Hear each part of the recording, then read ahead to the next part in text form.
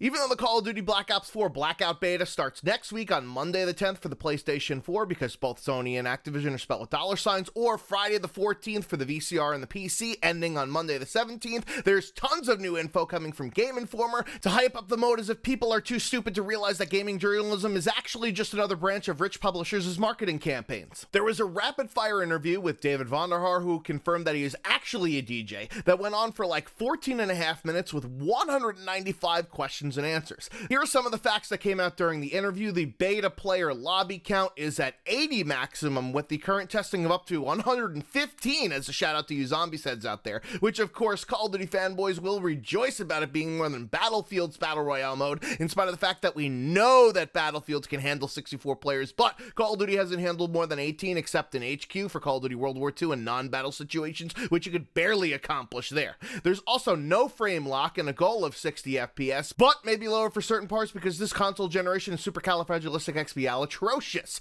Also with the beta is confirmation that tons of metrics can be tweaked for the full launch, even though it's only about a month away, despite the fact that this is most certainly a demo. As far as things that will not be part of Blackout, no third-person mode, no cosmetic loot, no rarities or variants, which he dubbed as bad design, even though as we'll see later on that might not necessarily be the case, no weather changes as of now, no battle chatter from characters in the game, no JFK with his iconic vehicle,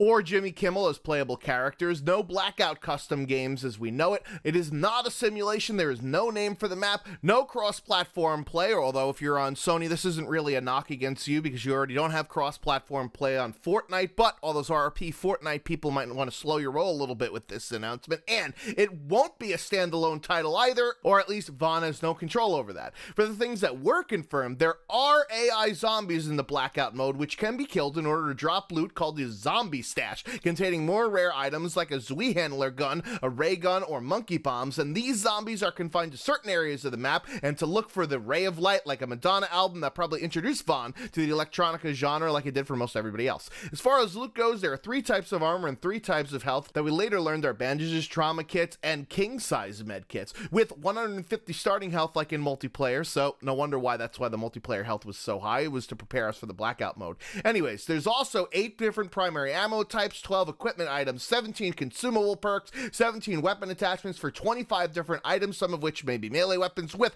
125 total lootable items. We also got leaked some of the perks which are consumables that only last for a certain period of time, Paranoia that gives an audio alert when you're targeted by an enemy, Skulker that allows you to move faster when crouched or prone, Stimulant increases maximum health by 100 points, Outlander reduced damage from the circle and increased speed while taking damage from the circle, Looter revealing nearby stashes and items, Iron Lungs to hold your breath longer while shooting sniper rifles or diving underwater, so you will be able to go in the water, confirmed in Blackout mode, and Consumer reduces the time it takes to use items, heal, or revive teammates by 20%. Back to the interview for more juicy deets as we learn that there are 5, no wait, Vaughn can't count, 4 vehicles in the game which have honkable horns, an ATV that holds 2 players, a cargo truck that holds 4, a rib boat that holds 3, and little birds that spawn at helicopter locations around the map that have a 4-player limit, which also is, by the way, how players start the match, jumping out of a helicopter and using a wingsuit to direct them down to an appropriate height before pulling a parachute and floating down.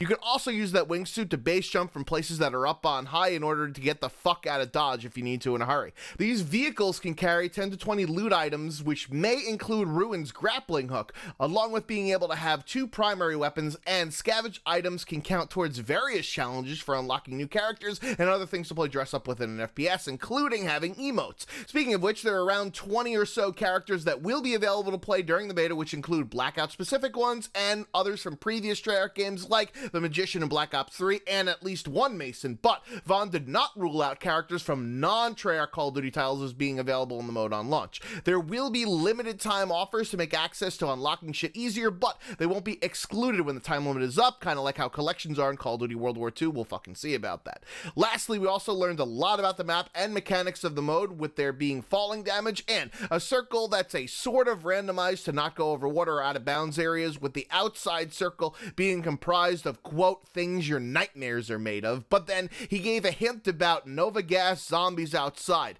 Could this mean that the outside of the circle is kind of like when you're not at one of the hubs of the Black Ops 2's transit map, where there's shit that claws at your face and stick to you like a stage 5 clinger? Virgin? We also got the 411 on locations around the map, including firing range being akin to PUBG LMG's school right in the center of shit where all the action happens, and Nuketown Island having a sign on it which actually indicates how many players are currently on said island. Additionally, Game Informer said that there were special chests at certain locations which may or may not spawn in for that particular game instance, which contain gold guns that are upgraded versions of the weapons around the map, kind of like a Golden Titan LMG in one instance that they reported, which contradicts the rarities comment that Vaughn made during the interview, which would have been bad game design. Treyarch with bad game design in Black Ops 4? You don't fucking say. Anyways, aside from the Nuketown Island firing range, we also got the following list of places. Estates, a rich neighborhood with a giant helipad. Construction sites, which is where the unfinished skyscraper from the reveal was, along with Array, Hydro, Asylum, Cargo Docks, Factory, Fracking Tower, Turbine, Rivertown,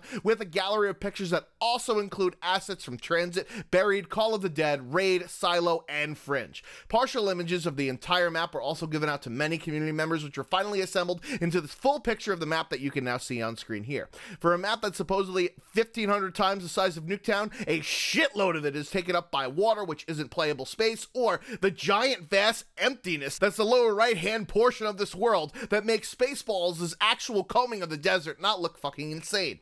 Although the interview focused mostly on Blackout, there was some info given about the two other game modes, multiplayer and zombies, along with a heartfelt gesture at fans that wanted a campaign with some info about the specialist stories being compact and small, with relationships between the specialists as a possibility. There also is a confirmation of split screen and Blackout mode, so I'm assuming it will be in multiplayer and zombies too. There will be no wall running in Black Ops 4, even patched into the game later on, as Vaughn would resign before that happened, although I thought he was supposed to resign after the loot box controversy in Black Ops 3. So much for that rumor. Anyways, that also means that there will be no free run mode except for some references in Blackout. Now onto the Call of Duty game that we can actually play currently with World War II, as it got an update yesterday for the Covert Storm community event with the trailer that was uploaded to the official Call of Duty YouTube channel. The event runs from yesterday, September 4th through Tuesday, September 25th, which has a new community challenge via calling in score streaks for the different tiers of beepity bops that you can earn, with a gun variant being the top tier, but of course it's a vanilla weapon, not a DLC gun, because that would cut into their bottom line. Speaking of which, there are also 3 new guns with the event. Actually, it's only 2, since the first is the AS-44 rifle, which you can get by prestiging the brand new Commando division, but there's also the Proto X1 SMG and the MG 1927 machine gun, which were leaked with the Wanderlust perk last week. There's also new animated camos for weapons that isn't time error appropriate at all for a game set in the Second World War, as if Call of Duty saw the backlash against the historical inaccuracy of Battlefield 5 and said, hold my beer. Oh, and of course, with the update, Sledgehammer Games always takes one step back for every step forward. They introduced an exploit in order to have users earn score streaks at the start of matches without actually getting any points. Eventually, it was patched, so at least they're on top of the shit that they break, but oh man, how does this get past QA testing? Anyways, that's going to do it for the Call of Duty news of the week. So who's now hyped for the Blackout mode? Let me know down below in the comments section. I am certainly looking forward to playing it next week, and I will be streaming it most likely on Friday the 14th at 7 p.m. Eastern Daylight Time, so hope to see you there. I've been the Schwans27, over like Ryan Howard's career. Until next time.